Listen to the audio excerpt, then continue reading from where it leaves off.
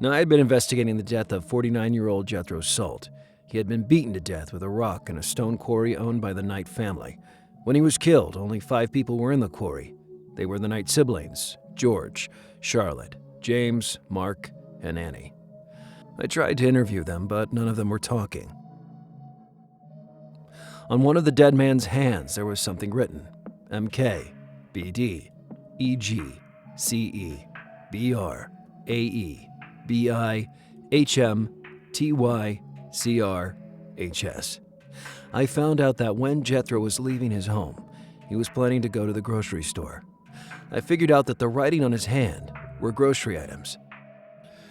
So, it had nothing to do with his murder. There was also writing on a dollar bill in Jethro's wallet. It has 3 sets of numbers, and I had no idea if Jethro wrote them or not. After all, dollar bills come and go all the time. I looked up the numbers, and they were ISBN numbers for 3 novels written by a guy named David Foster Wallace. And I read about him. He wrote novels, short stories, and essays that are difficult to read, and he died by suicide in 2008. I didn't see how any of that had anything to do with Jethro's murder, so I just assumed someone else wrote the numbers on the bill. I also received a strange text message that was from someone who knew about the murder before it was public knowledge. This suggested to me that the killer told them about the murder.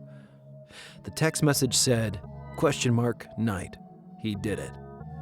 Now, when I read the text message out loud, it all made sense. Knight, he did it. It was so obvious. I questioned Mark Knight again, and this time I told him someone had informed me he killed Jethro. Mark broke down and confessed. He said that he had been betting on high school sports with Jethro. Mark said that he was down 20 grand and didn't have the money when Jethro came to collect. So he killed him. I arrested Mark Knight and had him charged with second-degree murder.